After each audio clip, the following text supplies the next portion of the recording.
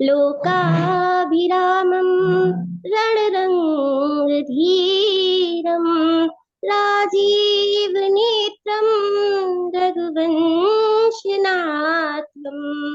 कारुण्यरूपं करुणाकरन्तं श्रीरामचन्द्रं शरणं प्रपद्ये।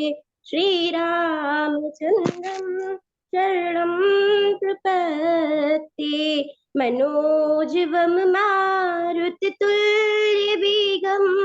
जितेन्द्रियं बुद्धिमतां वरिष्ठं वातात्मजं वानरयूथमुख्यं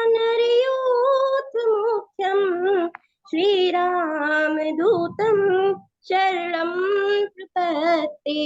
श्रीरामदूतं शरणं प्रपद्ये।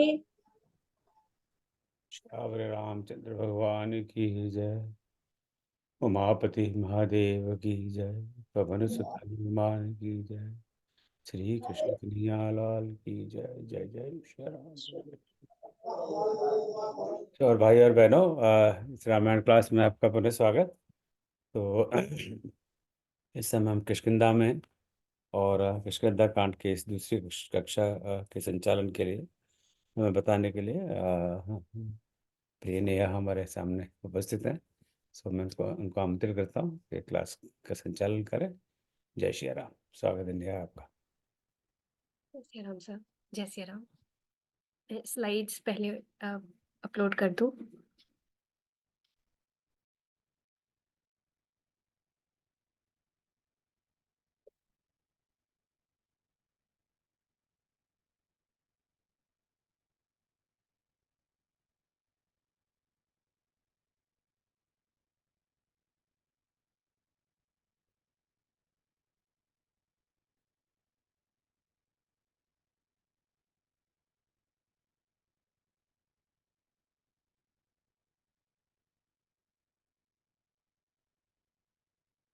जय श्री राम। मैं आप सभी को प्रणाम करती हूँ। आप सभी का अभिनंदन करती हूँ। आप सभी का स्वागत करती हूँ और इस कोर्स में, इस कक्षा में शामिल होने के लिए आप सभी को धन्यवाद देती हूँ। तो पिछले सप्ताह हमने देखा कि प्रभु राम अब किष्किंधा का नगर में पधार चुके हैं। उन्होंने हनुमान से मैत्री कर ली है। हनुमान से मिलके उन्होंने राजा सुग्रीव से मैत्री कर ली है और मैत्री करने के बाद उन्होंने बाली का वध कर दिया है और उसे मुक्ति का वरदान दिया है। और इसके बाद अब प्रभु प्रवशन पर्वत पे प्रस्थान कर चुके हैं।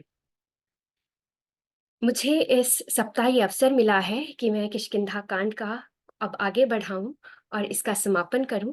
तो आप सभी के आज्ञा लेते हुए मैं अब इस कक्षा का आरंभ करती हूँ।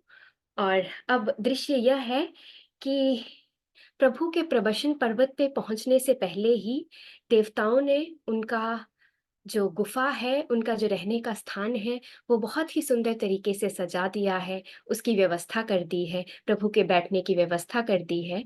और जो भी देवी देवताएं हैं, जो भी ऋषि मुनि हैं, जो भी दिव्य आत्माएं हैं, उन्होंने पेड़ पौधे, पशु पक्षी का शरीर धारण करके प्रभु के गुफा के आसपास वो अब मंडरा रहे हैं। उन्होंने अपना वास कर लिया है और प्रभु की सेवा में वो विलीन हो गए हैं, तत्पर हो गए हैं। क्योंकि वर्षा ऋतु आने वाली है और वर्षा ऋतु के आने पे सारे रास्ते बंद हो जाते हैं, सारे नदी नालों में पानी आ जाता है, बाढ़ आ जाती है, पुल जितने भी हैं वो टूट जाते हैं और सारे मार्ग जो है वो बंद हो जाते हैं। तो अब माता सीता की खोज में थोड़ा विराम लग गया है, थोड़ा विलंब हो गया है। और अब बाबा तुलसीदास जी चाहते तो हमें दो पंक्तियों में लिख के बता देते कि प्रभु ने 3-4 माह अभी विश्राम किया और फिर उसके बाद उन्होंने पुनः माता की खोज प्रारंभ कर दी। लेकिन मुझे लगता है कि बाबा तुलसीदास जी ये चाहते थे कि हमें ये पता चले कि, और वो हमें ये बताना चाहते थे कि जो सुख के पल होते हैं, जो खुशी के पल होते हैं, उनको बीतने में, उनको व्यतीत होने में तो पल का समय नहीं लगता, लेकिन जो दुख की घड़ी है, जो विरह की घड़ी है, जो प्रतीक्षा की घड़ी है, उसमें हर एक पल जो है वो वर्षों के समान लंबा लगता है, वर्षों के समान उसमें विरह लगती है। तो हम सभी को ये पता लग सके, मुझे और आपको ये पता लग सके कि प्रभु की ये जो विरह की, प्रभु की जो ये प्रतीक्षा की घड़ी थी, ये कितनी लंबी थी। तो बाबा तुलसीदास ने अब जो समय को व्यतीत करने का जो एक टाइम फ्रेम है, उसको ऋतुओं के बदलने से बताया हुआ है। और अब वो बता रहे हैं कि अब प्रवचन पर्वत पे दृश्य ये है कि प्रभु अपनी गुफा में अपने श्री अनुज के साथ, अपने श्री लक्ष्मण जी के साथ बैठे हुए हैं। उनके मन में विरह है, उनके मन में प्रतीक्षा है, लेकिन उस प्रतीक्षा को पुनः दिखाते हुए वो अब ऋतुओं को बदलते हुए देख रहे हैं और प्रकृति का कामकाज देख रहे हैं। और अब इसमें वर्षा ऋतु का इतना सुंदर वर्णन है, जिसमें वो अब अपने अनुज लक्ष्मण जी को कह रहे हैं कि लक्ष्मण देखो, बादलों को देख के मोर नाच रहे हैं, बादलों से बिजली गरज रही है। ये बादल पृथ्वी के समीप आके बरस रहे हैं। जब ये भारी हो जा रहे हैं तो ये पृथ्वी के समीप आके बरस रहे हैं।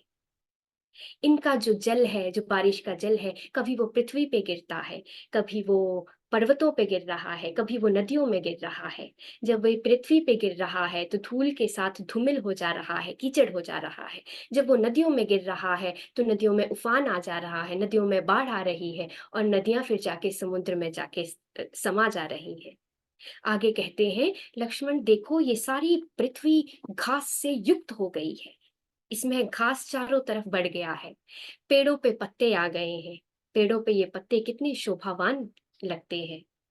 किसानों ने खेतों पे जो फसलें हैं उसमें अन्न आ गया है और किसान उस अन्न में से घास को निकाल के दूर फेंक रहे हैं। देखो लक्ष्मण, मेंढक टरटरा रहे हैं। रात को जितने जुगनू हैं वो टिमटिमा रहे हैं। कभी कभी हवा है जो बहुत जोर से चलती है और वो बादलों को गायब कर दे रही है। कभी कभी बादलों में सूर्य छुप जा रहा है तो उससे अंधकार हो जा रहा है। और कभी जब सूर्य प्रकट हो जा रहा है तो सारी तरफ प्रकाशमय हो जा रहा है। अब वर्षा ऋतु में बहुत सारे जीव हैं जो धरती पे प्रकट हो गए हैं और जो पथिक हैं जिन्होंने कहीं जाना था वो अपने अपने ठिकानों पे ठहर गए हैं क्योंकि रास्ते बंद हो गए हैं।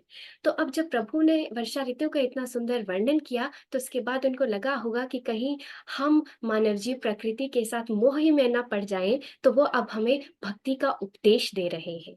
वो संतों का गुण प्रकट कर रहे हैं और जो दुष्टों का है वो दुष्टों का हमें परिचय दे रहे हैं। और ये सब करते हुए वो कहते हैं कि लक्ष्मण देखो, ये जो बादल है और ये जो मोर हैं जो बादलों को देख के नाच रहे हैं,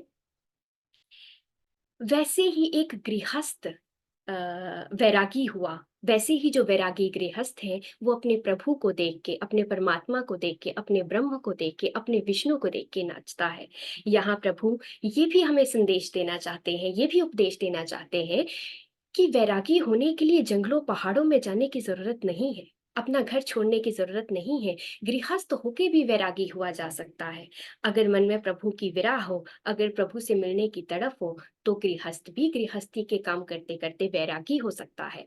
प्रभु आगे कहते हैं कि जब ये जो बादल हैं जो पृथ्वी के समीप आके बरस रहे हैं, जिसमें कहते हैं वर्ष ही जलद भूमि नियर आए, जहाँ नवदी बुध विद्या पाए, कि ये जो बादल भारी हो जाते हैं जब इनमें पानी भर जाता है और ये पृथ्वी के समीप आके बरसते हैं, वैसे ही विद्वानों का गुण होता है। जब उनमें ज्ञान आ जाता है तो वो नम्र हो जाते हैं, लेकिन जिसमें विद्या का अहंकार हो जाए उसके लिए ये समझ लो कि उसका बर्तन अभी भी खाली है।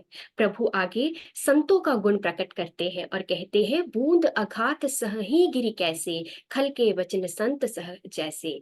कि संत जो होते हैं, संत का गुण प्रकट करते हुए प्रभु कहते हैं, संत जो है वो दुष्टों का वचन वैसे ही सहते हैं जैसे पृथ्वी पर जब पर्वत पे बारिश की बूंदों की चोट लगती है। इसका अभिप्राय ये है कि संत दुष्टों के साथ मिलके दुष्ट नहीं होते, वो दुष्टों की बात का जवाब दुष्ट में नहीं देते, उत्तर दुष्ट में नहीं देते। आगे प्रभु दुष्टों का जो पहचान है वो बता रहे हैं कि दुष्ट वो हुए जिनका मन बहुत डावाडोल रहता है, जिनका मन स्थिर नहीं रहता।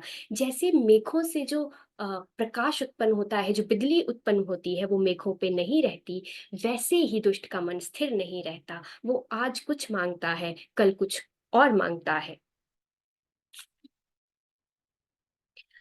अब प्रभु कह रहे हैं कि भूमि परत भा डाबर भारी, जनु जीव ही माया लपटानी।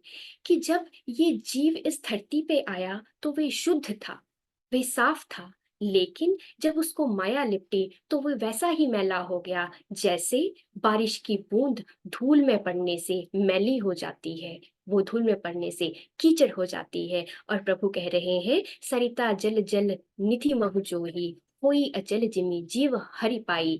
कि ये जो नदियां, लक्ष्मण तुम नदियां देख रहे हो जो उफन उफन के चल रही हैं, इनको लग रहा है इनका कोई अस्तित्व है, लेकिन जब ये समुद्र से मिलेगी तो ये स्थिर हो जाएंगी। वैसे ही सेवक का अस्तित्व है। जब वो अपने प्रभु के दर्शन पाता है, अपने श्री हरि के दर्शन पाता है, तो वो प्रभु को देख के स्थिर हो जाता है, उसका अपना कोई अस्तित्व नहीं रहता और वो प्रभु को देख के प्रभु हो जाता है। अब प्रभु कह रहे हैं कि जैसे मार्ग में घास आ गई है और उससे मार्ग छुप गए हैं, वैसे ही पाखंड के प्रचार से जो सदग्रंथ होते हैं वो गुप्त हो जाते हैं, लुप्त हो जाते हैं। प्रभु कह रहे हैं कि अ, जब वायु बहुत तेज चलती है और बादल गायब हो जाते हैं, वैसे ही जब किसी कुल में कोई कुपुत्र पैदा होता है तो उस कुल के जो गुण होते हैं, जो धर्म होता है, वो नष्ट हो जाता है।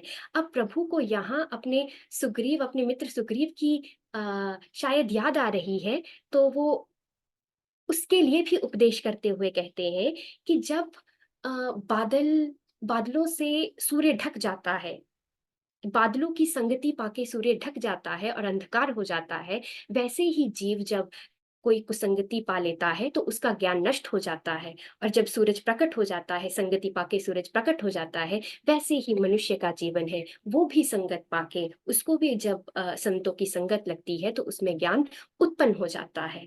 अब ये जो वर्षा ऋतु थी ये बीत गई है और इस ऋतु के बीतने में 3 महीने लगे हैं। जो मानस पीयूष है उसमें लिखा हुआ है कि 6 नक्षत्र बारिश होती है वर्षा ऋतु में। तो अब 3 महीने बीत गए हैं और अब शरद ऋतु आ गई है और शरद ऋतु में प्रभु कह रहे हैं, वर्षा विगत शरद ऋतु आई, लक्ष्मण देखो परम सुहाई।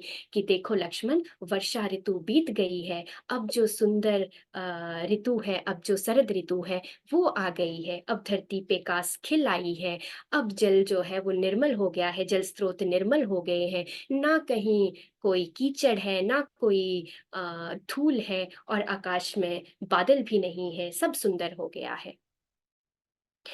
अब प्रभु आगे उपदेश करते हुए कहते हैं, उदित अगस्ती पंथ जल सोशा, जिमि लोभई सोशई संतोषा। कि जैसे अगस्त के तारे के उदय होने से जो मार्ग का कीचड़ है, मार्ग का जल है वो सूख जाता है, वैसे ही संतोष के उत्पन्न होने से जो लोभ है वो भंग हो जाता है, लोभ सूख जाता है। यहाँ जो ये अगस्त का तारा है, ये ऐसा विवरण दिया हुआ है कि ये सूर्य की 18 डिग्री दक्षिण में उगता है और जैसे ही इसका उदय होता है तो इस तारे के उदय होने से जो जल स्रोत हैं वो कम हो जाते हैं। लेकिन प्रभु यहाँ कह रहे हैं कि पंथ का जो जल है वो कम हो गया है, अर्थात जो कीचड़ है, जो जिस वजह से मार्ग बंद हो गए हैं, वो जल जो है वो कम हो गया है। और जो अगस्त्य का तारा है उसका नाम ऋषि अगस्त्य के नाम पे रखा गया है। कहते हैं, ये कथा है और ये मानस पीयूष में भी है कि एक बार ऋषि अगस्त्य ने 3 आचमन में ही पूरे समुद्र को सोख लिया था। तो उन्हीं के नाम पे अब ये अगस्त्य का तारा जो है उस पे, उनके नाम पे अगस्त्य तारा रखा गया है, क्योंकि इसके उदय होने के साथ पानी जो है वो सूख जाता है। तो जैसे मार्ग से पानी सूख जाता है, वैसे ही जब संतोष हमारे अंदर आ जाता है तो जो लोभ है वो सूख जाता है, वो नष्ट हो जाता है। कहते हैं, सरिता सर निर्मल जल सोहा, संत हृदय जस गत मद मोहा। कि अब शरद ऋतु है और जल निर्मल हो गया है, अर्थात बारिश में जब जल होता है तो उसमें मिट्टी मिली होती है। लेकिन अब शरद ऋतु आ गई है, मिट्टी नीचे बैठ गई है, जो तालाबों और नदियों में जल है वो निर्मल हो गया है। वैसे ही जो संत का हृदय होता है, उसकी जो मद और मोह होते हैं वो नष्ट हो जाते हैं, वो नीचे बैठ जाते हैं और उनका हृदय हर्षित हो जाता है। आगे लिखते हैं, जानी शरद ऋतु खंजन आए, पाई समय जिमि सुकृत सुहाए। अब कह रहे हैं जैसे शरद ऋतु के आने पे जो खंजन पक्षी प्रकट हो जाते हैं, वैसे ही समय आने पे जो पुण्य कर्म है वो प्रकट हो जाते हैं। इसका अभिप्राय ये है, ये जो खंजन पक्षी हुआ ये हिमालय में पाया जाता है। ये काले और सफेद रंग का एक पक्षी है जो काफी शर्मीला होता है और अमूमन पहाड़ियों पे मिलता है। जब भी इसके सर पे लाल रंग की एक चोटी निकलती है तो ये फिर से अपनी जगह पे वापस चला जाता है और ये पालतू नहीं होता। लेकिन यहाँ अब प्रभु कोई और भी पक्षी का नाम ले सकते थे, लेकिन उन्होंने खंजन पक्षी का नाम इसलिए लिया क्योंकि ये समय का बिल्कुल पाबंद है। जैसे ही शरद ऋतु आएगी ये खंजन पक्षी वहां प्रकट हो जाते हैं। तो प्रभु बता रहे हैं कि जैसे ही समय आता है, समय आने पे अगर समय ठीक होगा तो जो पुण्य कर्म है वो प्रकट हो जाएंगे। अब आगे प्रभु कहते हैं, कहूँ कहूँ दृष्टि सारदी थोरी, को एक पाव भक्ति जिमि मोरी। कि अब शरद ऋतु आ गई है तो कहीं कहीं यथा कदा यहाँ वहां बारिश हो रही है। मेरी भी भक्ति वैसी ही है, मेरी भी भक्ति किसी विरले को ही मिलती है। फूले कमल सोह सर कैसा, निर्गुण ब्रह्म सगुण भय जैसा। कि जैसे फूल के खिलने से, कमल के खिलने से तालाब की शोभा बढ़ जाती है, वैसे ही सगुण ब्रह्म से निर्गुण ब्रह्म की शोभा बढ़ जाती है। अभिप्राय ये है कि तालाब तो पहले भी था, तालाब तो अब भी है, लेकिन जब कमल का फूल उसमें खिल गया तो उसने उस तालाब की शोभा को बढ़ा दिया। वैसे ही ब्रह्म तो पहले भी था, अब भी है, आकाश है, वायु है, जीवों में है, प्रकृति में है। लेकिन जब वो सगुण होके हमारे आगे आगे, जब वो राम रूप में हमारे सामने आ गए, तो उन्होंने जो निर्गुण ब्रह्म की महिमा थी उसको और बढ़ा दिया। तो अब इसमें वर्षा ऋतु के दो नक्षत्र, जो शरद ऋतु के दो नक्षत्र भी बीत गए। तो कुल मिला के अब देखें तो प्रभु का 4 महीने का ये प्रतीक्षा हो गई, जिसमें सुग्रीव ने अभी तक उनकी कोई सुध नहीं ली है। तो प्रभु अब कहते हैं, चले हर्षी तजी नगर नृप, तापस बनिक भिखारी। कि देखो अब मार्ग खुल गए हैं, घास हट गई है। राजा, तपस्वी, व्यापारी और भिखारी, ये सब लोग अपने घरों से निकल गए हैं और निकल के ये अपने कामों में लग गए हैं। और मन में सोचते होंगे, लेकिन मेरा जो मित्र है, जो राजा सुग्रीव है, उसको मेरी सहायता का अभी तक वो मेरी सहायता के लिए अपने घर से नहीं निकले हैं, वो अभी तक अपने ही घर में है। तो अब 4 महीने बीत गए हैं और प्रभु अब राजा सुग्रीव का प्रतीक्षा कर रहे हैं और अपने पत्नी के वियोग में है, विरह में है। तो आगे कहते हैं, वर्षागत निर्मल ऋतु आई, सुधी न तात सीता के पाई। कि वर्षा ऋतु बीत गई है, अब निर्मल ऋतु आ गई है, लेकिन हे तात, मेरी सीता की अभी कोई सुध नहीं है, मेरी सीता की अभी कोई खबर नहीं है। एक बार कैसे हूँ सुधि जानो, कालहु जीती निमिष महु आनो। कि एक बार मुझे पता चल जाए कि वो कहाँ है, कैसी है, मैं काल से भी उसको जीत के ले आऊं। अब प्रभु के मन में थोड़ा सा डर आ गया है, क्योंकि वो लीला कर रहे हैं, क्योंकि वो मनुष्य रूप धारण करके आए हैं। तो कहते हैं कि अब मेरा मन डर रहा है। अब आप पीछे भी देखें तो वहां भी एक जगह कह रहे हैं, घन घमंड नभ गर्जत घोरा, प्रियाहीन डरपत मन मोरा। कि जैसे ये मेघ गरज रहे हैं, घोर घोर घनघोर गरज रहे हैं, मुझे मेरी सीता के बिना मेरे मन में डर आ गया है। तो यहाँ कहते हैं, कतहु रहूं जो जीवित होई, तात जतन करी आनो सोई। कि अगर मुझे एक बार पता चल जाए, जहां भी हो, जैसी भी हो, पता लग जाए कि वो जीवित है, तो मैं जतन करके उसको ले आऊं। और आगे अब मन में थोड़ा दुख लाके, थोड़ा विषाद लाके कहते हैं, सुग्रीव सुधि मोरी बिसारी, पावा राज कोस पुरनारी। कि सुग्रीव को जैसे ही राज मिला, जैसे ही खजाना मिला, स्त्री मिली, नगर मिला, उसने मेरी सुध भुला दी, उसने मेरी सहायता का वचन जो है वो अपने मन से विसार दिया। अब प्रभु के मन में क्रोध का भाव है और क्रोध के भाव में कहते हैं, जही सायक मारा मैं बाली, तही सर हतो मूढ़ कह काली। कि जिस बाण से मैंने बाली को मारा था, उस बाण से उस मूढ़ को मार दूंगा। अब महादेव जी माता उमा को कहते हैं कि जासु कृपा छूटे ही मदमोहा, ता कहूँ उमा की सपने हूँ कोहा। कि उमा, पार्वती, गौरी देखो, जिसकी कृपा से, जिसकी दृष्टि मात्र से सारे मद और मोह छूट जाते हैं, क्या तुम्हें लगता है उनके हृदय में क्रोध आ सकता है? ये तो बस लीला मात्र है। प्रभु ने जब अपना उपदेश दिया वर्षा ऋतु में और शरद ऋतु में, वहां भी उन्होंने 2 जगह ये लिखा है कि क्रोध जिमि धर्म ही दूरी। कि जिस मनुष्य के हृदय में क्रोध आ जाए, उससे धर्म दूर भाग जाता है। और साथ में लिखे हैं, संत हृदय जस गत मद मोहा। कि जो संत का हृदय होता है, उसमें मद और मोह नहीं रह जाता। तो ये तो स्वयं परम ब्रह्म है, इनके हृदय में क्रोध कैसा। तो आगे बाबा तुलसीदास जी लिखते हैं कि ये तो बस ज्ञानी पुरुष ही होंगे, जान नहीं यह चरित्र मुनि ज्ञानी। कि ये तो जो ज्ञानी पुरुष होंगे, वही प्रभु की लीला का रहस्य जान पाएंगे। अब प्रभु के जो दास है लक्ष्मण जी, वो प्रभु को क्रोध में देख रहे हैं और क्रोध में देख के कहते हैं, लक्ष्मण क्रोधवंत प्रभु जाना, धनुष चढ़ाई गए कर बाना। कि प्रभु ने श्री लक्ष्मण ने अपने प्रभु को क्रोध में देखा और फिर उनके मन में भी क्रोध आ गया और फिर वो क्रोध से तमतमाते हुए उन्होंने धनुष बाण चढ़ा लिए और सुग्रीव की नगरी चलना शुरू कर दिया। लेकिन हमारे प्रभु तो करुणानिधि ठहरे, वो तो करुणा की खान ठहरे। तो वो अब कहते हैं, तब अनुजहि समुझावा रघुपति करुणा सीम, भय दिखाई ले आवहु तात सखा सुग्रीव। कि हे अनुज, हे तात, इतना गुस्सा नहीं करो, जाओ और भय दिखलाओ और भय दिखला के सुग्रीव को ले आओ, मारने की जरूरत नहीं है। तो इतना कह के लक्ष्मण अब किष्किंधा नगर की ओर चलना शुरू कर देते हैं। और वहां जो प्रभु के दूसरे भक्त हैं, दूसरे दास हैं, पवन सुत हनुमान जी हैं, वो अपने राजा को देख रहे हैं और देख के विचार करते हैं कि राजकाज सुग्रीव बिसारा। कि मेरे राजा ने मेरे प्रभु का काज अपने मन से विसार दिया है, उनकी सहायता का वचन भुला दिया है। फिर उन्होंने दाम साम दंडभेद से, चारों तरीकों से सुग्रीव को समझाया और कहा कि आपने प्रभु का जो वचन था, प्रभु की सहायता का जो वचन था, वो मन से विसार दिया है। इतना कहने पे सुग्रीव के मन में भय आ गया और सुग्रीव ने ये आगे से कहा कि विष्णु ने उनका मन भर लिया है, इस कारण वो भूल गए हैं। लेकिन अब भय उत्पन्न होने पे उन्होंने अपने सारे वानर यूथों को बुला भेजा और कहा कि चारों दिशाओं में जाके माता सीता का पता करके आओ। जब ये प्रक्रिया चल रही थी, उतने में जो लक्ष्मण जी हैं वो अब किष्किंधा नगर में प्रवेश कर जाते हैं। और यही अवसर लक्ष्मणपुर आए, क्रोध देखी जहां तहां कपि ढाए।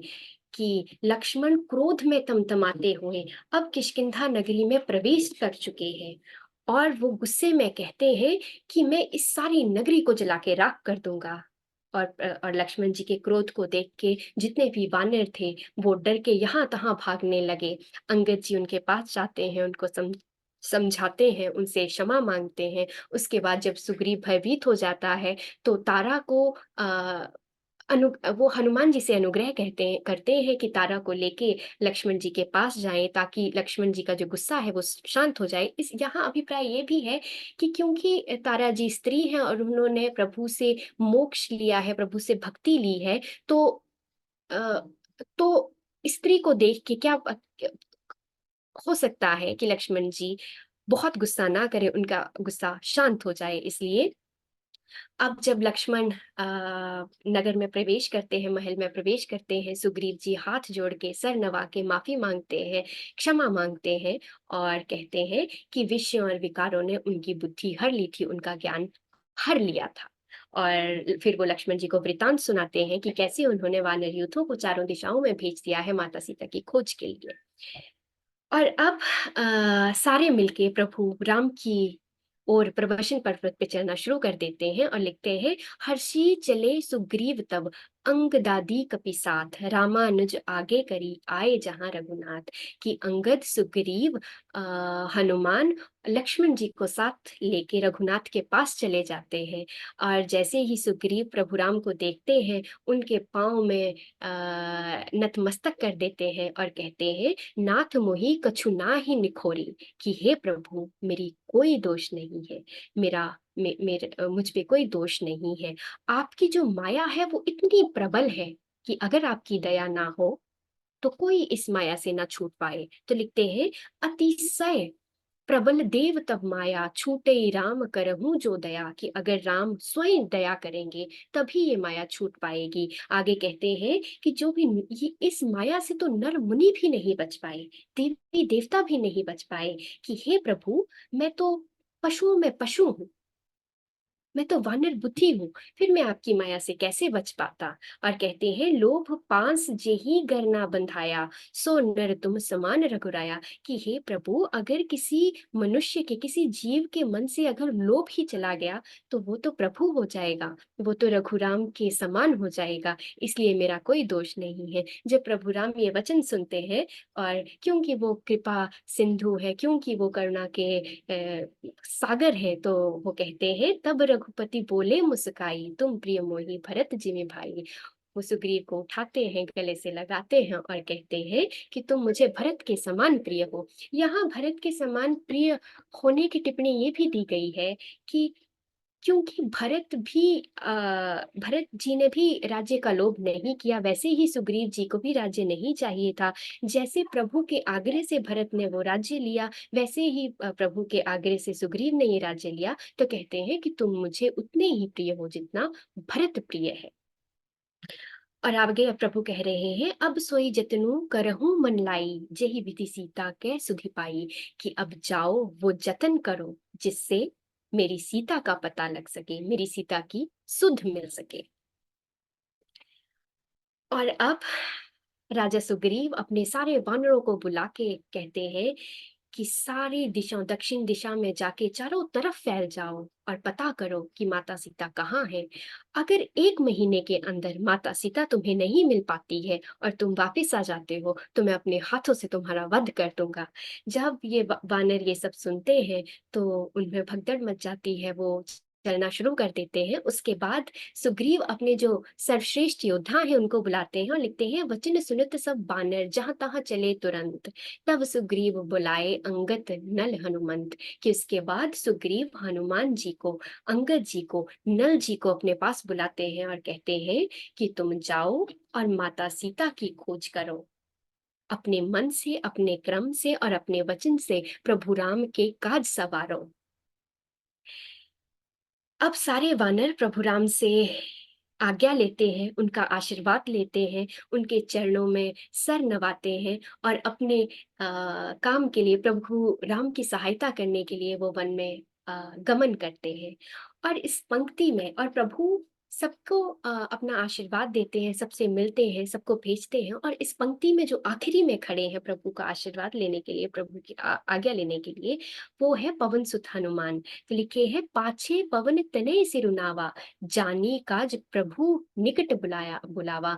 कि पवन सुत हनुमान जी जब बिल्कुल लास्ट में खड़े हैं, बिल्कुल आखिरी में खड़े हैं, तो प्रभु ने उनको अपने पास बुलाया, अपने निकट बुलाया और परसा शीस सरोरुह पानी, कि उनके सर पे अपना हाथ रख दिया और अपने हाथ से एक मुद्रिका निकाल के, अंगूठी निकाल के हनुमान को दे दी और कहते हैं, बहु प्रकार सीतहि समुझाय हूँ, कही बल बिरह बेगी तुम आए हो। कि बहुत प्रकार से सीता को समझाना और मेरा प्यार, मेरा प्रेम और मेरा बल का संदेश सीता को देना।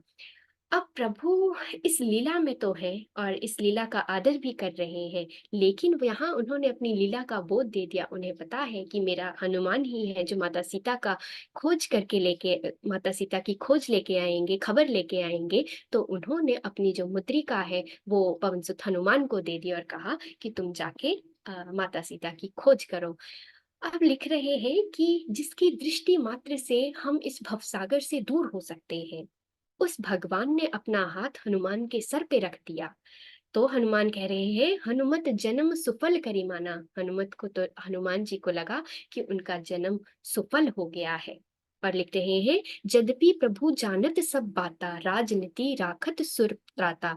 कि प्रभु तो इस सारी राजनीति को जानते हैं, इस सारी लीला को जानते हैं, वो तो इसी लीला के रचयिता हैं, लेकिन फिर भी इसका आदर करते हुए वो इस लीला को रिवील नहीं कर रहे हैं, वो इसमें पार्ट ले रहे हैं। अब आगे का दृश्य ये है कि सारे वानर दक्षिण दिशा में चल पड़े हैं और वो सारे, उन्होंने धरती, पर्वत, पेड़, पौधे, झाड़ियां, जो भी था, उन्होंने सब जगह माता सीता की खोज शुरू कर दी है। उनसे कोई अगर राक्षस रास्ते में मिल रहा है तो वो एक ही चपात में उस राक्षस को मार दे रहे हैं। अगर कोई मुनिवर मिल रहा है तो उनसे आग्रह कर रहे हैं, विनती कर रहे हैं कि क्या आपने माता सीता को देखा है। और इतना करते करते अब तुलसीदास जी लिखते हैं कि बहुत समय बीत गया है, लेकिन उस वन में अभी तक जल का कोई स्रोत नहीं है और जल के बिना अब वानरों का जो गला है वो सूख गया है, उन्हें प्यास लगी है। और जब हनुमान जी को ये पता चलता है तो मन हनुमान कीन अनुमाना, मरन चहत सब बिनु जल पाना।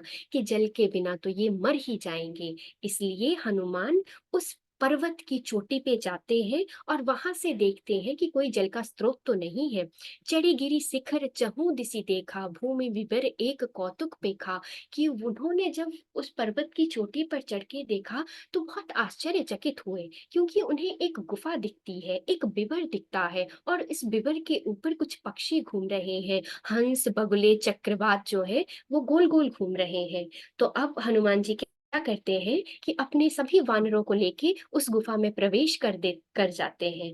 और जैसे ही वो गुफा में प्रवेश करते हैं, वो देखते हैं कि एक बहुत ही सुंदर बगीचा है, बहुत ही सुंदर वन है। उस बगीचे में एक बहुत सुंदर तालाब है, बहुत सुंदर तालाब में कमल फूल है। कमल फूल के साथ एक महल बना है, एक मंदिर बना है और उस मंदिर में एक त्रिमूर्ति स्त्री, एक दिव्य त्रिमूर्ति स्त्री बैठी हुई है। अगर आप मानस पीयूष में इसको पढ़ेंगे तो वहां बहुत टिप्पणियां ऐसी दी हैं कि ये सोने का वन था, स्वर्ण वन था, और जो भवन था वो सोने का भवन था, तालाब सोने का था, और जो महल था वो कई हीरे जवाहरात से जड़ा हुआ था। और मानस पीयूष में ऐसा दिव्य वर्णन और कहीं किसी जगह नहीं दिया हुआ है। तो जब वानर अंदर जाते हैं और वो देखते हैं तो वो दिव्य स्त्री को देखते हैं, उस त्रिमूर्ति स्त्री को देखते हैं, और कुछ तो डर से और कुछ भय से वो उनके सामने सर नवाते हैं। जब वो स्त्री उनसे पूछती है वो कौन है, तो हनुमान जी बताते हैं कि प्रभु के काम के लिए वो वन में आए हैं, माता सीता की खोज कर रहे हैं। इतना सुनने पर वो स्त्री उन्हें कहती है कि वो स्वयं प्रभा है और वो उन्हें पानी देती है, वो भोजन देती है। अब ये जो स्वयं प्रभा नाम की स्त्री है, वो जो मानस में और किष्किंधा कांड में यहाँ मेंशन्ड है, इनका कहीं और विवरण नहीं है। जब मैंने मानस पीयूष में देखा तो इनके लिए 3 कहानियां दी गई हैं, और एक अध्यात्म रामायण में स्वयं प्रभा की कहानी है, एक वाल्मीकि रामायण में है, और ये दोनों ही कहानियां अलग हैं। तो जो अध्यात्म रामायण में कहा गया है कि अ, पूर्व काल में एक हेमा नाम की स्त्री हुई जो विश्वकर्मा की पुत्री थी। और ये जो हेमा नाम की स्त्री थी, ये बहुत ही दिव्य थी और ये नाद कला में बहुत प्रवीण थी, और वो बहुत अच्छी नर्तकी थी। एक बार उन्होंने अपनी नाच क्रिया से महादेव को प्रसन्न कर लिया था और महादेव ने उनको वरदान दिया था, प्रसाद में ये जो भव्य बगीचा था, ये जो भव्य मंदिर था, महल था, ये दान में दे दिया था। और इस भव्य मंदिर में उस हेमा ने 10 करोड़ वर्ष तक रही।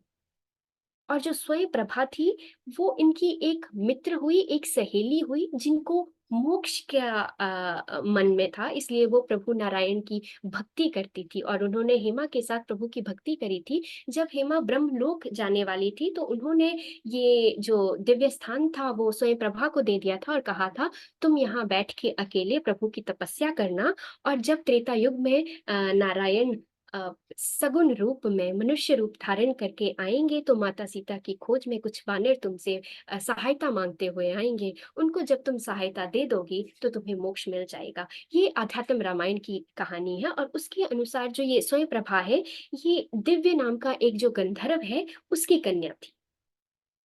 लेकिन जब वाल्मीकि रामायण में आप देखेंगे तो उसमें ये जो कथा है स्वयं प्रभा की, ये अलग है और उसके अनुसार एक मय नाम का दानव हुआ। और मय नाम के दानव का हमने पिछली कक्षा में भी एक कथा सुनी।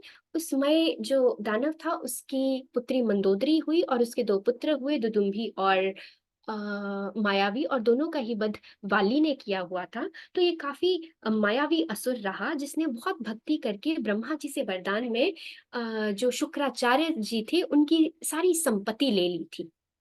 तो उन्होंने अपने आप इस भव्य वन का निर्माण किया था, इस स्वर्ण वन का निर्माण किया था। और जो विश्वकर्मा थे उन्होंने स्वर्ण महल का निर्माण किया था। तो अब जो मय दानव थे वो यहाँ रहते थे, लेकिन एक बार वो हेमा नाम की एक अप्सरा थी जिसपे वो मोहित हो गए थे। लेकिन वो अप्सरा इंद्रलोक से थी। तो जब इंद्र को ये पता लगा तो उन्होंने अपने वज्र के प्रहार से मय दानव का वध कर दिया था। और ये जो स्वयं प्रभा थी, अब ये हेमा की मित्र थी, उनकी एक सहेली थी। और ब्रह्मा ने हेमा को कहा था कि तुम यहाँ रहो। जब हेमा यहाँ से चली गई तो अपना उत्तरदायी वो स्वयं प्रभा को बना गई और उन्होंने स्वयं प्रभा को कहा कि तुम इस महल की और इस जगह की रक्षा करना, और जब त्रेता युग में प्रभु आएंगे तो तुम्हें मोक्ष मिल जाएगा। तो ये दो कथा है, एक आध्यात्म रामायण से, एक वाल्मीकि रामायण से। लेकिन एक और कथा है जिसके अनुसार मानस पीयूष में कह रहे हैं कि ये स्वयं प्रभा वही स्त्री है जो विश्व मोहिनी हुई, जिन्होंने नारद जी का जो भजन था, जो भक्ति, जो तपस्या थी, वो भंग करी थी। और क्योंकि वो भक्त थे, नारद जी भक्त थे, और भक्त पराध का जो फल था वो मोहिनी को भी मिला था। और प्रभु ने, नारायण ने उनको कहा था, विष्णु भगवान ने कहा था कि तुम पश्चाताप करने के लिए, प्रायश्चित करने के लिए तुम तप करना। जब त्रेता युग में प्रभु आएंगे तो तुम्हें मोक्ष की प्राप्ति होगी। तो अब जब उन्होंने वानरों से प्रभु का भेद जान लिया तो कहती है कि अब मैं प्रभु के पास जाती हूँ, तुम अपनी आंखें मूंद लेना। और जैसे ही वानरों ने अपनी आंखें बंद करी, वो लवण सागर के तट पर पहुंच गए। और इसमें ये भी वर्णन है कि वो कोई गुफा नहीं थी, वो एक बिल था जिसमें जा तो आप सकते थे, लेकिन स्वयं प्रभा की इच्छा के बिना आप वापस नहीं आ सकते थे। लेकिन स्वयं प्रभा ने फिर जब ये जाना कि ये प्रभु के भक्त है, तो उन्होंने परमिशन दे दी कि वो उस तट पे पहुंच जाए। और इसलिए आंखें बंद करके जब वानर थे वो तट पे पहुंच गए, और अब स्वयं प्रभा जो थी प्रवशन पर्वत पे चली गई, और प्रवशन पर्वत पे जाके उन्होंने प्रभु से अचल भक्ति का वरदान पा लिया था। अब इस सारे वृतांत में जब वो गुफा से बाहर निकलते हैं वानर, तो 1 महीना बीत चुका है। यहाँ विचारहि कपि मन माही, बीती अवधि काज कछु नाही। कि 1 महीना बीत गया है लेकिन हम प्रभु का काज नहीं कर पाए हैं। ये वानर सारे मन में बैठ के ये सोच रहे हैं। कह अंगद लोचन भरी बारी, दूहु प्रकार भई मृत्यु हमारी। कि अब अंगद ने अपने नयन भर लिए हैं, अपनी आंखें भर ली हैं, और सोच रहे हैं कि दोनों प्रकार से मेरी मृत्यु हो गई है। अगर हम माता सीता की खोज जारी करते हैं तब भी मृत्यु हो जाती है, अगर हम वापस सुग्रीव के पास जाएंगे तो वो हमारा वध कर देंगे। जब वानर अपने युवराज की ये व्यथा देखते हैं तो वो कहते, उनके मन भी भारी हो जाते हैं, उनकी आंखों से भी अश्रु बहने लगते हैं। लेकिन वो कहते हैं कि हम माता सीता की खोज के बिना नहीं जाएंगे, और वहीं तट पे वो कुशा बिछाकर बैठ जाते हैं। जब जामवंत जी अंगद जी का ये हाल सुनते हैं तो वो उनको उपदेश देते हैं और कहते हैं, तात राम कहूँ नर जनि मानहु, निर्गुण ब्रह्म अजित जानहु। कि हे तात, हे अंगद, ऐसा मन में बिल्कुल नहीं रखो कि कोई साधारण पुरुष की हम सहायता कर रहे हैं।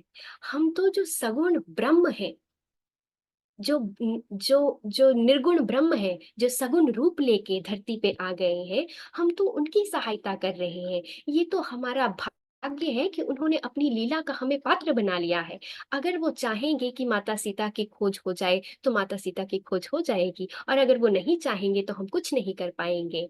लेकिन ये हमारा भाग्य है कि हम उनकी लीला का पात्र हैं। वो तो परम परमात्मा है, वो अपनी इच्छा से आए हैं, अपनी इच्छा से जाएंगे। तो मन में कोई भी ग्लानि ना रखो और प्रभु की सहायता में बस अपना फल करते जाओ।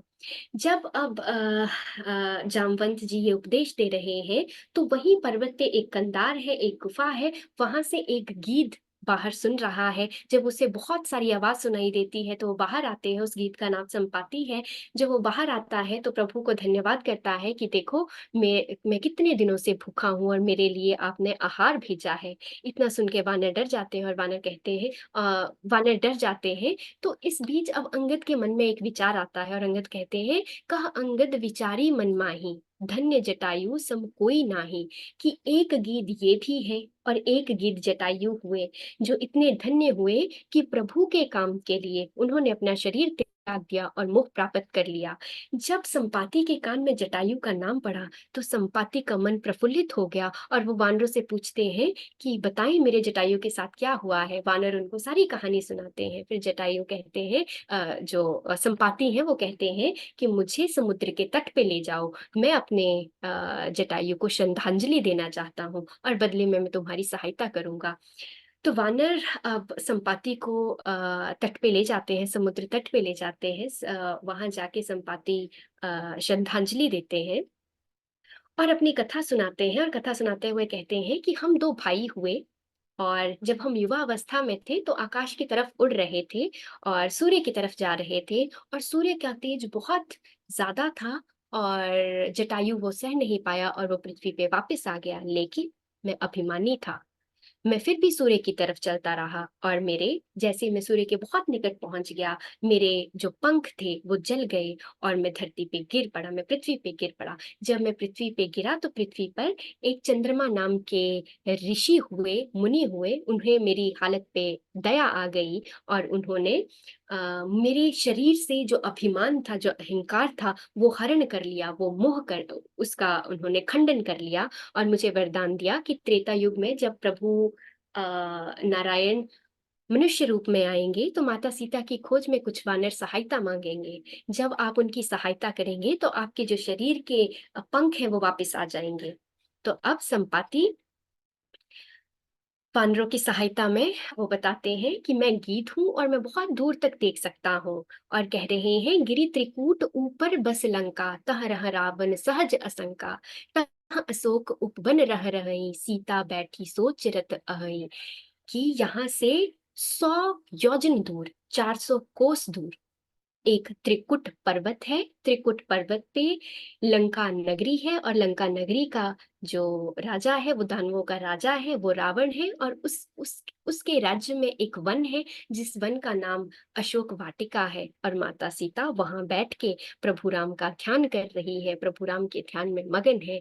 आगे संपाति कहते हैं कि मेरी जो शरीर है वो दुर्बल हो गया है, मैं बूढ़ा हो गया हूँ, इसके बाद मैं तुम्हारी सहायता नहीं कर सकता। इतना सुनते ही जो संपाति के पंख हैं वो वापस हो जाते हैं। वो प्रभु का मन ही मन में धन्यवाद कर रहे हैं और वो आगे कहते हैं कि माता सीता की अब खोज वही कर पाएगा जो इस 100 योजन समुद्र को पार कर लेगा, जिसके पास इतना बल होगा और जो बुद्धि से सर्वश्रेष्ठ होगा। तो अब वानर मन में हर्षित हो चुके हैं कि माता का कुछ पता चल गया है, लेकिन अब वो सोच विचार कर रहे हैं कि अब आगे कौन जाएगा। तो पहले जामवंत जी कहते हैं कि मैं भी बूढ़ा हो गया हूँ, मेरे भी शरीर में कोई बल नहीं है। जब मैं युवा अवस्था में था तो मैं प्रभु का ये काज कर सकता था, लेकिन अब मेरे शरीर में कोई बल नहीं है। फिर अंगद जी कहते हैं कि मुझे आशंका है कि मैं जा तो सकता हूँ, लेकिन वापिस आने में मुझे असमर्थता दिखती है। तो जामवंत जी उनको कहते हैं कि क्योंकि आप वानरों का नेतृत्व कर रहे हैं, आप युवराज हैं, आपका जाना उचित नहीं है। फिर वो हनुमान की तरफ मुड़ते हैं और कहते हैं, कहीं रीछ पति सुनो हनुमाना, का चुप साधी रहयो बलवाना, पवन तनय बल पवन समाना, बुद्धि विवेक विज्ञान निधाना। कि हे पवन सुत हनुमान, तुमने क्यों चुप्पी साध रखी है? तुम तो पवन पुत्र हो, तुम तो बल में पवन के समान हो। और तुम तो ज्ञान में भी हम सबसे आगे हो। फिर तुम प्रभु की काम में, प्रभु के काज में उनकी सहायता करो और ये 100 योजन जो समुद्र है, 400 कोस समुद्र है, इसको पार करो और माता सीता की खोज करो। इतना सुनते ही जो हनुमान का शरीर है वो विशाल हो जाता है, उसमें एक एनर्जी आ जाती है, उसमें जोश आ जाता है और वो कहते हैं कि मैं इस त्रिकुट पर्वत को उखाड़ के फेंक दूंगा, मैं रावण का संहार कर दूंगा। लेकिन उसके बाद वो जामवंत जी से सलाह करते हैं, उनसे उपदेश लेते हैं कि बताएं मेरे लिए क्या उपदेश है। तो जामवंत जी उनको कहते हैं कि प्रिय हनुमान, तुम बस जाओ और माता सीता की खोज, उनका पता करके आओ। जब माता सीता की खोज प्रभु राम को मिलेगी तो ये जो कमल नयन प्रभु राम है वो स्वयं जाके रावण का संहार करेंगे, माता सीता को ले आएंगे और फिर माता सीता को लाके जब माता सीता वापस आ जाएंगी तो चारों दिशाओं में जो प्रभु का गायन है वो नारद स्वयं करेंगे।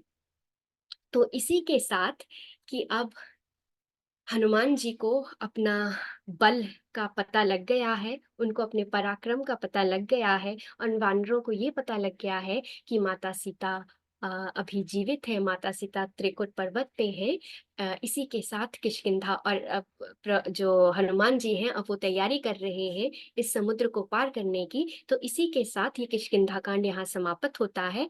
मैं आप सभी का पुनः धन्यवाद करती हूँ। जय सिया राम।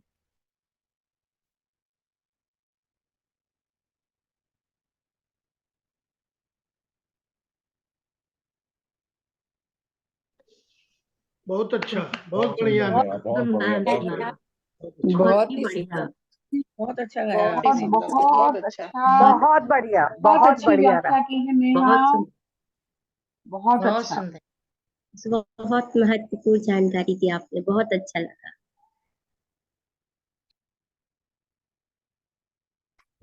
इतना ही।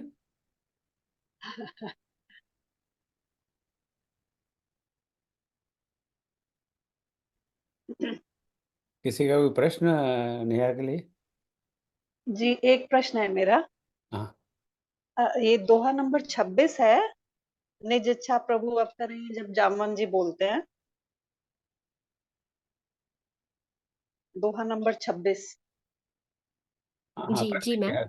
प्रश्न क्या है आपका? हाँ, तो उसमें सगुन उपासक का इन्होंने 3-4 वो दिए हुए हैं, भक्तगण जो है, सालोक्य, सामीप्य, सारूप्य, साष्टे और सायुज। ये क्या सगुण उपासक के मतलब कई वो हैं, क्या क्या चीज समझाई है इन्होंने सगुण उपासक? मैम मैंने ये पढ़ा था लेकिन मैं अभी इस पे जी बहुत कंफर्मिटी के साथ कुछ नहीं बोल सकती हूँ, लेकिन मैं जी आग्रह कर रही हूँ वाकियों से कि अगर आपके पास कोई उत्तर है तो प्लीज आप बताएं। जी। ये मोक्ष के 5 प्रकार हैं, इस पे चर्चा हो चुकी है इसी मंच पे। मोक्ष के, अच्छा, ओके।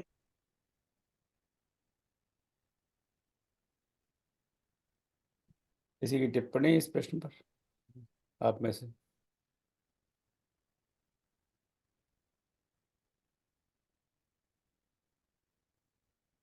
किसी कोई टिप्पणी नहीं? ओके। हाँ मैं कुछ बताऊं? हाँ हाँ, आप बोलिए जी डॉक्टर शर्मा। जी, मैं ये कह रही हूँ कि 4 प्रकार के सगुण भक्त हैं जो भगवान के लोक में जाना चाहते हैं, रहना चाहते हैं। वो सालोक्य मुक्ति के कामी होते हैं। और जो भगवान के रूप में ही मिल जाना चाहते हैं वो सारूप्य मुक्ति के कामी होते हैं। और सायुज्य जो युक्त हो जाना चाहते हैं भगवान के साथ, और सामीप्य जो भगवान के पार्षदों में आसपास परिसर में रहना चाहते हैं, वो सामीप्य मुक्ति मांगते हैं। तो ये 4 प्रकार की मुक्ति है और अलग अलग सगुण भक्त इनकी कामना करते हैं। जैसे बिल्कुल सगुणोपासक मोक्ष नहीं मांगते, वो ऐसी ये वो मांगते हैं भक्ति का ये प्रकार। तो ये 4 प्रकार से भगवान के समीप रहना, उनमें लीन हो जाना, इस प्रकार से है। अगर संक्षेप में कहा जाए तो ये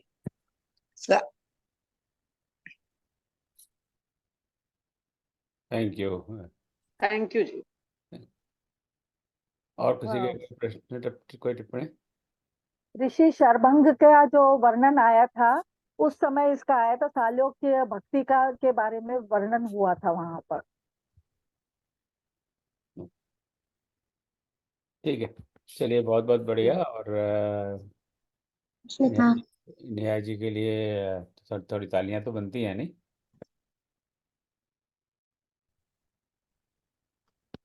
तो बहुत बहुत धन्यवाद नेहा, आपने बहुत सुंदर तरीके से किष्किंधा कांड पर चर्चा की, और जो बिल्कुल केयरफुली सिलेक्टेड चौपाई दोहों पर विस्तार से चर्चा की, and that's how it should be done. So हमारे पास इतना समय तो है नहीं कि हर लाइन, हर पंक्ति, हर शब्द की व्याख्या कर सकें। सिर्फ 2 घंटे में पूरा किष्किंधा कांड पर चर्चा करनी हो। किष्किंधा कांड तो घटना प्रधान कांड है, फटाफट घटनाएं बदलती रहती है। So that's very nice of you. आपने जब शुरू किया था तो राम लक्ष्मण तो भटक रहे थे वन वन में, और आपने कुछ ठिकाना तो लगा दिया, कुछ आशा बता दी कि सीता जी के दर्शन भी करवा दिए संपाति के द्वारा। जैसे संजय ने धृतराष्ट्र को बताया कि महाभारत में क्या हो रहा है, इस तरह संजय बता रहे हैं, संजय संपाति बता रहे हैं कि अरे सीता वहाँ है, मुझे दिखाई दे रही है। There is some hope now. So we are moving from जो जो जो सुंदरकांड। अरण्य कांड में एक तरह से बड़ी हताशा वाली परिस्थिति थी, जैसे अर्जुन को बड़ी हताशा हो जाती है। मैं आज अर्जुन और इसकी बात क्यों कर रहा हूँ, क्योंकि आजकल मैं गीता पढ़ने का प्रयास कर रहा हूँ, तो मेरे दिमाग में गीता ही गुजरती है। तो थोड़ा समझने का प्रयास कर रहा हूँ। तो जो अर्जुन को वहाँ हताशा हो जाती है, वही हताशा राम और लक्ष्मण को है, जो वो वन वन भटक रहे हैं कि क्या करें, लता पतरादी से पूछ रहे हैं। और वहाँ से अब हम आशा की किरण दिखाई दी कि जब संपाति कहते हैं कि देखो देखो, चिंता वाली बात नहीं है, मुझे सीता दिखाई दे रही है, ट्रस्ट में। और हनुमान जी तत्पर हो जाते हैं समुद्र लांघने के लिए। और वो समुद्र लांघ पाएंगे कि नहीं लांघ पाएंगे हमें नहीं पता है, तो हमें अगले सप्ताह ही पता लगेगा। हो सकता है वो भी सोचेगा अरे कहाँ जाना है, बेकार में बैठो आराम से, खाओ पियो मस्त रहो। पता नहीं, ये तो अगले सप्ताह पता लगेगा। तो नेहा को बहुत बहुत धन्यवाद, साधुवाद, बहुत अच्छी तरह आपने संचालन किया। अब मैं आगे का, चूँकि आज हमारे पास थोड़ा समय भी है, उसकी मुझे आवश्यकता भी है, कुछ आवश्यक जानकारी देना चाहता हूँ। पर इसके पहले माधुरी निगम दीदी, आपका हाथ खड़ा हुआ, कुछ आपका प्रश्न है, कुछ कमेंट है? जी भैया, हाँ बोलिए। ये दोहा नंबर 25 में वो बद्री वन की चर्चा की गई है, तो ये थोड़ा सा समझ नहीं आ रहा है कि ये कि, किस उसमें की गई है। बद्री वन में चली गई, बद्रिका आश्रम लिखा है। तो बद्री के आश्रम गया हुआ भाई आप में से, तो बताएं इनके बारे में।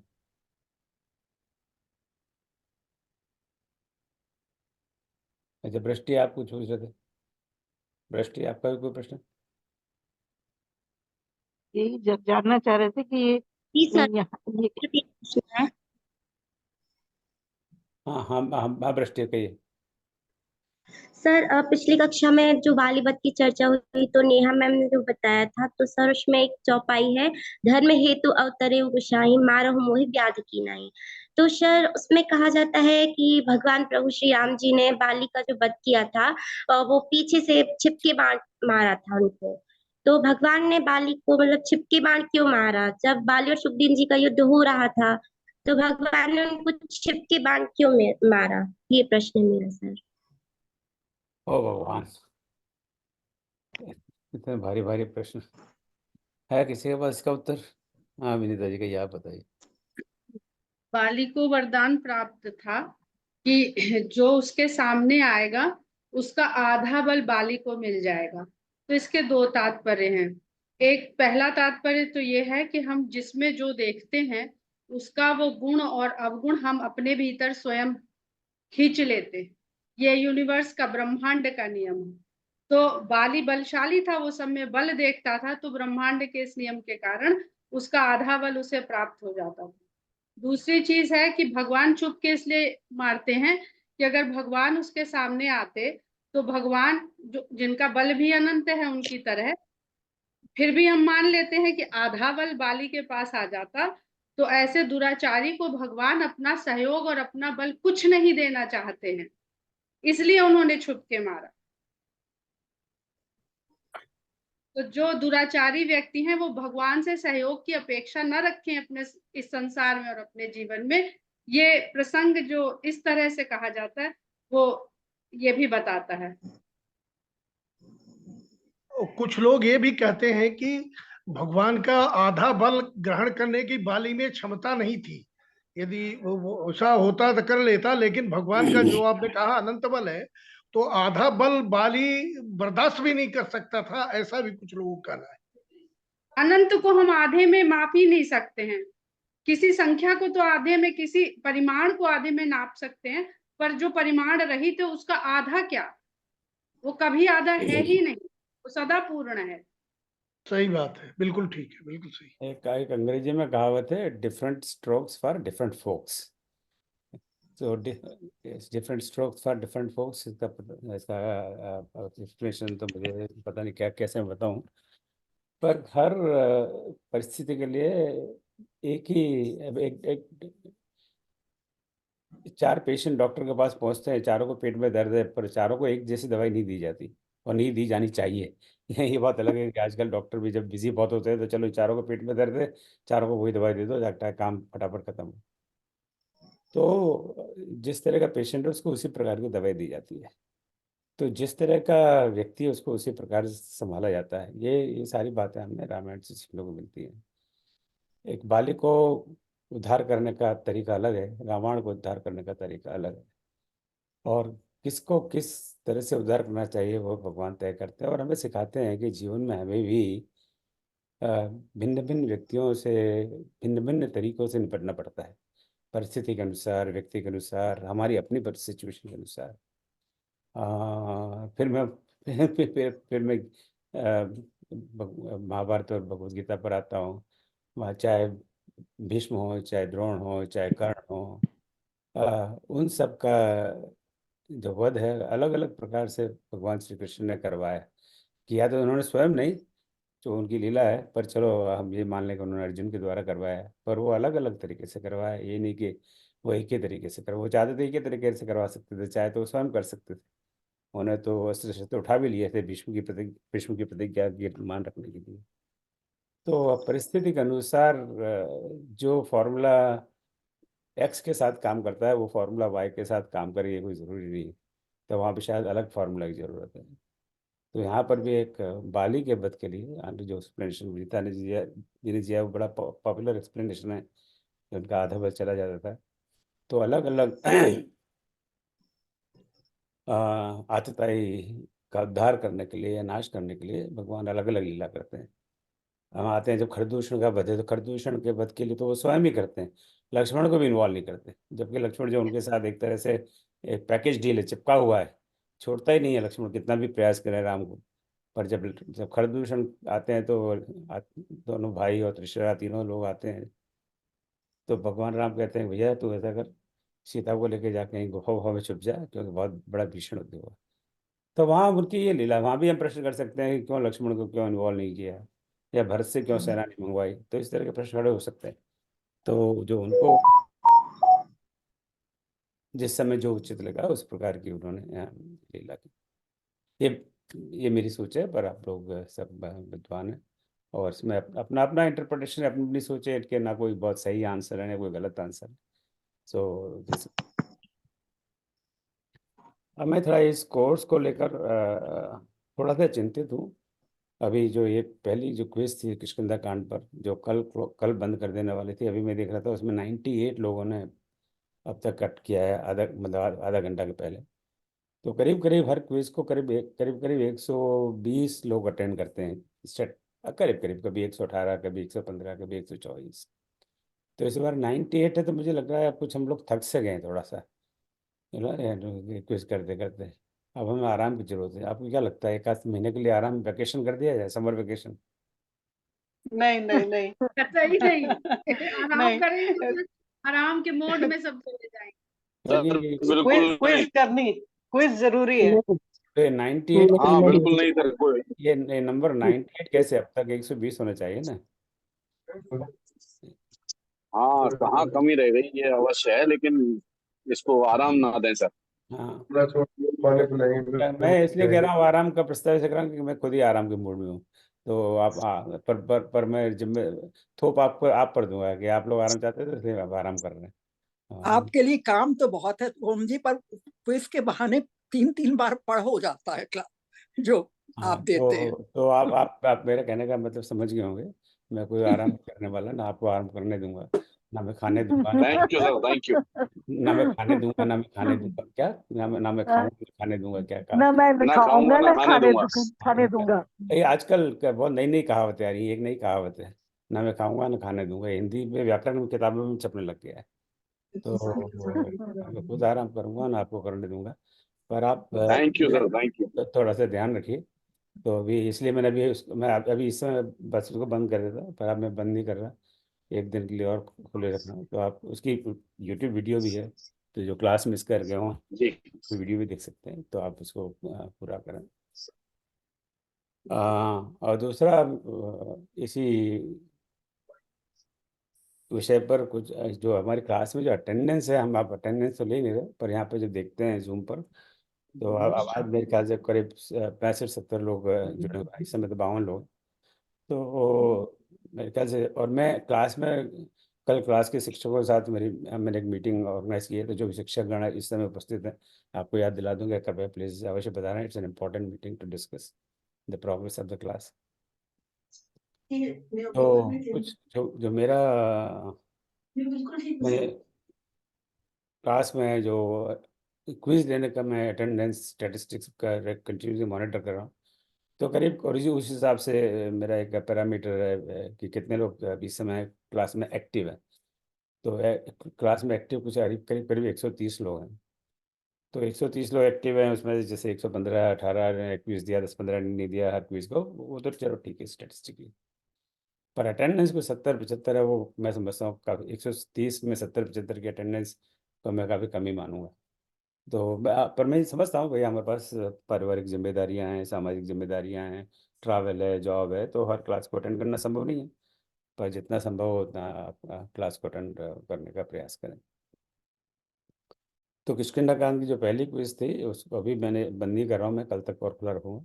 उसमें अब तक अटेंडेंस 98 पार्टिसिपेशन 98 लोगों का है। अब हो सकता है अब तक 100 के ऊपर बढ़ गया हो, मैंने अभी देखा नहीं। हालांकि स्कोर बहुत अच्छा है, उनका एवरेज स्कोर है 9.2 आउट ऑफ 10। और जो आज जो क्लास हुई उसको भी 61 विद्यार्थी दे चुके हैं। ये बड़े अच्छी, ये बहुत पॉजिटिव बात है कि क्लास के पहले ही 61 यानी कम से कम 50% जो एक्टिव हैं वो क्विज को दे चुके हैं, मतलब स्वयं पढ़ते हैं और क्लास के पहले ही क्विज को दे देते हैं, और उसमें भी स्कोर 9 आउट ऑफ 10। तो दैट्स वेरी गुड। और हनुमान चालीसा को हम समझें, इस पे मैं बार बार आपको भेज रहा हूँ हनुमान चालीसा की यूट्यूब पर। तो उसमें जो पहली क्विज है उसमें 120 लोग उस क्विज को दे चुके हैं, और जो दूसरी क्विज है वो अभी चली रही है, उसमें 50 लोग दे चुके हैं। तो अगेन इनके पीछे हेतु ये है कि हम थोड़ा सा इन ग्रंथों को थोड़ा गहराई से जानें समझें। हमारा कोई दावा नहीं है कि हम इनको सब जानते हैं समझते हैं, पर हमारी जो बुद्धि से हमें जो कुछ लगता है कि हम सीख सकते हैं उसको बस आपसे साझा किया हुआ है। ये यूट्यूब पुराण सुंदरकांड का एक हमने कोर्स किया था 2 साल पहले, पूरा कोर्स था, वो पहले ही कोर्स प्रयास किया था उसकी, उसमें से वो 3 यूट्यूब की वीडियो आपको भेज रहा हूँ सुंदरकांड के पूरे। अब चूँकि अगले सप्ताह से सुंदरकांड हम आरम्भ करेंगे, इसलिए वो सुंदरकांड के बाकी यूट्यूब वीडियो की बात नहीं कर रहा, नहीं तो वो थोड़ा सा कॉन्फ्लिक्ट हो जाएगा। तो उस हनुमान चालीसा की भी आप यूट्यूब वीडियो को देखें, और बिना यूट्यूब वीडियो को देखे आप उन प्रश्नों को नहीं कर पाएंगे, ये सारे प्रश्नों को तो नहीं, कम से कम नहीं कर पाएंगे, क्योंकि उसमें कहीं इधर उधर की और बातें भी बहुत सारी दी हुई है। हनुमान चालीसा पाठ अखंड अखंड हनुमान चालीसा पाठ या हनुमान चालीसा पाठ हम लोग हनुमान जयंती के दिन करेंगे। उस दिन मंगलवार भी है, लोग कहते हैं मंगलवार हनुमान जी का दिन है, ऐसी हमारे बहुत मान्यताएं। ये बार इनका है, ये बार उनका है, ये पता नहीं कहाँ से आया। मैं तो मानता हूँ हर दिन भगवान का है, चाहे वो मंगलवार हो, चाहे शनिवार हो, चाहे बुधवार हो। अब बुधवार को हनुमान चालीसा पाठ करें तो क्या हनुमान जी नाराज हो जाएंगे कि बुधवार को कर रहा है, मंगलवार को किया कर? ऐसा तो कुछ है नहीं, पर चलो वो सही लोगों को मान्यता है, कोई बात नहीं। तो संयोग से मंगलवार भी है, तो हनुमान चालीसा का पाठ करेंगे। तो अब तक 60 लोगों ने गूगल फॉर्म भेजा है और आज सुबह तक तो अभी भी किसी को रुचि हो तो उसको भेज दें, मैं परसों उसको डेफिनेटली बंद कर दूंगा। और गूगल फॉर्म नहीं हुआ तो मैं आपको इंक्लूड नहीं कर सकता, क्योंकि इसके लिए काफ़ी काफ़ी प्लानिंग की ज़रूरत पड़ती है। और पिछले दिसंबर में हम लोग प्लान कर रहे थे, पर पिछले दिसंबर में हम किसी कारणवश नहीं कर पाए। तब मैंने आपसे ये वादा किया था कि हनुमान जयंती पर करेंगे, पर उसके लिए गूगल फॉर्म दोबारा भरना आवश्यक है, क्योंकि हो सकता है उस समय आपके पास सुविधा हो समय की। इस समय नहीं है, इस समय वैसे ही वीक डे में है, जो लोग जॉब वॉब करते हैं उनके लिए संभव हो ना हो, इसलिए इट्स नेसेसरी। बहुत छोटा सा गूगल फॉर्म में, मैं नहीं मानता हूँ 2 मिनट से ज़्यादा लगते हैं, बट इट्स इम्पॉर्टेंट। अभी ये प्लान है कि हर पाठ करने वाले को 20 मिनट का समय रहेगा। 20 मिनट में आप जितना भी पाठ कर सके, 3 बार 4 बार अपने मन से करिए। कोई हमें रिकॉर्ड नहीं बनाना है, हमें कोई मीडियम में छाप नहीं देना है। अब आनंद आना चाहिए उसका।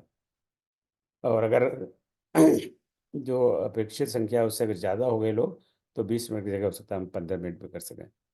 तो इस पर कैसे वो प्लान होगा एग्जैक्टली, बड़ी डिटेल प्लानिंग की आवश्यकता है उसके लिए, क्योंकि हम अलग अलग टाइम जोन में कहीं इस समय 9 बजे हैं, कहीं 10 बजे हैं, कहीं सुबह है, कहीं रात है, कहीं रात के 2 बजे हैं, कहीं दोपहर के 2 बजे।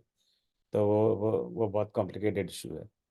पर ऐसा भी नहीं है कि उसको हम नहीं संभाल सकें। तो अगले बुधवार को उसकी हम प्लानिंग मीटिंग रखेंगे। आप तो आप अगले बुधवार को रात के 9 बजे भारत के समय के अनुसार please plan to come for that.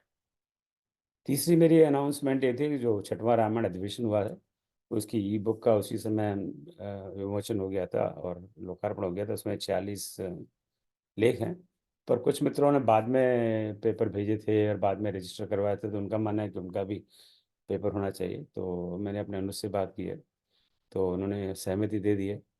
तो जो जो उन्होंने जिनका ई बुक में पेपर नहीं है, पर किंतु उन्होंने प्रस्तुत किया है, चाहे वो जयपुर आके किया हो चाहे ऑनलाइन किया हो, वो भेज सकते हैं। पर उसकी पूरी जानकारी मैं आज या कल मैं पोस्ट करूँगा, तो पूरी जानकारी को आप पढ़ें और उस मुताबिक ही उस पेपर को आप भेजें। जिनका पेपर ऑलरेडी इसमें है वो दोबारा ना भेजें। वो सारी जानकारी मैं आई बी पोस्टिंग यू। हो सकता है आज हाँ, आज शायद ना भेज पाऊँ, हाँ कल ही मैं भेजूँगा। पर उसमें ताकि आपका पेपर भी उसी बुक में शामिल हो सके। परसों अगले सप्ताह रामनवमी है, तो उस संदर्भ में बच्चों को वीकडे में है। हाँ हाँ, रामनवमी कब है? 17 को ही है ना? 17। हाँ अच्छा, ये चलो अच्छा है, चलो उससे नहीं, हम लोग ये प्लानिंग मीटिंग कर हनुमान चालीसा की, तो ठीक है। अच्छा, कम से कम इस बहाने मिल ही लेंगे। तो उस संदर्भ में इस शनिवार को यानी परसों डॉक्टर आदित्य शुक्ल भगवान राम पर वक्तव्य देंगे। और बड़े विद्वान हैं, जयपुर में आप लोगों ने उनको सुना है, और भोपाल में भी सुना है, और इस मंच पे भी कई बार उन्हें हमें आमंत्रित किया है। और आज या कल मेरे अनुशिव ने जो भी हमारी जितनी भी अब तक पुस्तकें प्रकाशित हुई हैं श्री रामचरित भवन द्वारा या वैश्विक हिंदी संस्थान द्वारा, उनमें जो भी हमारे पास अभी हैं, उनमें से आप अगर जो भी खरीदना चाहें तो उस जानकारी के मुताबिक आप अपना ऑर्डर भेज दें। मैं एक ये बात कहना चाहता हूँ कि हमने, जैसे विनीता जी ने संक्षिप्त रामायण का 1008 पंक्तियों में अवधि में अनुवाद किया, डॉक्टर कामेश्वरी यहाँ पर हैं, इन्होंने तेलुगु में किया, हाँ बांग्ला में किया गया, भोजपुरी में अम्बे कुमारी ने किया। पर इनकी सारी मेहनत परिश्रम, अगर पता नहीं मुझे कहना चाहिए नहीं कहना चाहिए, सब बेकार गई, क्योंकि कोई किसी को पढ़ने में रुचि नहीं, और शायद ही कोई हो जिसको पढ़ने में रुचि हो, जो कहना चाहिए मुझे। जिन्होंने बांग्ला में किया है उनका अभी देखो नाम एकदम दिमाग से उतर रहा है। वो तो कोलकाता में है, और वहाँ पे जाके कई कई लाइब्रेरीज में गई उसको लेकर, क्या पता है लाइब्रेरी में रखिए, तो लाइब्रेरी में भी रखने के लिए उन्होंने बना कर दिया। वही मैं कह रहा था ना, वैसे जय श्री राम के नारे लगाने के लिए लोग सड़क पे उतर जाते हैं, पर लाइब्रेरी तक में उन पुस्तकों को रखने के लिए तैयार नहीं है। तो इस समय मेरे पास मलयालम, कन्नड़, तेलुगु, तेलुगु का तो हो गया, और तीसरी कौन सा, तमिल, तीनों के ड्राफ्ट मेरे पास हैं। पर मैं वो उसको ड्राफ्ट को करीब करीब 1 साल हो गया, पर मैं उस काम को आगे नहीं बढ़ा रहा, क्योंकि क्या क्या फ़ायदा है, ये लोग इतनी मेहनत करते हैं, पर कोई हम एक जब मैंने किताब की किताबों की बात की है तो इसलिए नहीं कि हमें उससे कोई बड़ा रेवेन्यू कमाना है, वो उसमें तो कॉस्ट भी कवर नहीं होता, आप शायद बातें माने ना माने। तो हम किस दिशा में बढ़ रहे हैं, हमें इस पर सोचना चाहिए। हम क्या इस रामायण को, इस संदेश को आगे बढ़ाना चाहते हैं या नहीं बढ़ाना चाहते? तो इस पर आप लोग विचार करें। इसलिए अब हमने आगे से अब कोई पुस्तक प्रकाशन करने का कोई बहुत मन नहीं है, क्योंकि लोगों को रुचि नहीं है, तो फिर क्या फायदा। इवन लाइब्रेरी तक मुफ्त में उनको दे रहा है तभी उनको नहीं चाहिए। तो इतनी मेहनत करने का मुझे पता है। कामेश्वरी जी यहाँ हैं, आपने कितना श्रम किया और मैंने आपको कितना तंग किया उस तेलुगु में उसको अनुवाद करने के लिए। But all that hard work you have done, Kameshwari ji, frankly speaking, is just not appreciated by the society. That's just the stark reality of today's time. Bhojpuri में जैसे अम्बे कुमारी ने दिया था, तो एक भोजपुरी का एक व्हाट्सएप ग्रुप में मैं जुड़ा हुआ हूँ, वहाँ पे मैंने उसकी PDF डाली और मैंने कहा कि किसी को अगर हार्ड कॉपी चाहिए तो मुझे बताइए। मैंने ये भी नहीं कहा कि हार्ड कॉपी का आपको 100 रुपये देने पड़ेंगे। Not a single person asked for the copy of its Bhojpuri edition. ये वास्तव, वो ग्रुप है भोजपुरी का, या भोजपुरी क्या है, क्या भोजपुरी का जो भी व्हाट्सएप ग्रुप है। सो ये एक सिचुएशन है। सो एनीवे, मैं एक जो सत्य हकीकत है वो आपके सामने साझा कर रहा हूँ। चलिए, अब मेरे पास और कुछ कहने को नहीं है मेरे लिए। आपके पास कोई प्रश्न तो बताइए। चलिए, अब मैं दृष्टि को। सर ये केस वाला जो है वो हम लोग ऐसे खुल नहीं रहा है। क्या नहीं खुल रहा है? पता नहीं, मैं डालती हूँ तो उसमें आता ही नहीं है मेरा। नहीं, क्या नहीं खुल रहा है, मैं समझा नहीं। क्विज वाला जो लिंक जब खोलते हैं तो उसमें क्वेश्चन दिख के जो दिखाता है वो नहीं आ रहा। अब ये तो पहले हमें, मैं करती थी तो पता अब नहीं आ ये रहा। तो हमें, अब इसका तो हमें पता नहीं। अब आप ही घर में किसी से, अड़ोस पड़ोस में किसी से पूछिए, क्योंकि बाकी सब खुल रहे हैं, बाकी सब पे चल रहा है। तो उसका तो मैं यही कह सकता हूँ। चलिए वृष्टि जी, शांति मंत्र पढ़ के समाप्त करें। जय श्री राम। जी सर। ॐ सर्वेषां स्वस्तिर्भवतु, सर्वेषां शान्तिर्भवतु, सर्वेषां पूर्णं भवतु, सर्वेषां मङ्गलं भवतु। ॐ सर्वे भवन्तु सुखिनः, सर्वे सन्तु निरामयः, सर्वे भद्राणि पश्यन्ति, मा कश्चित् दुःखभाग् भवेत्। ॐ अस्तु मा सद्गमय, तमसोर्मा ज्योतिर्गमय, मृत्योर्मामृतं गमय। ॐ शांति शांति शांति। ॐ श्यावल रामचंद्र की जय, उमापति महादेव की जय।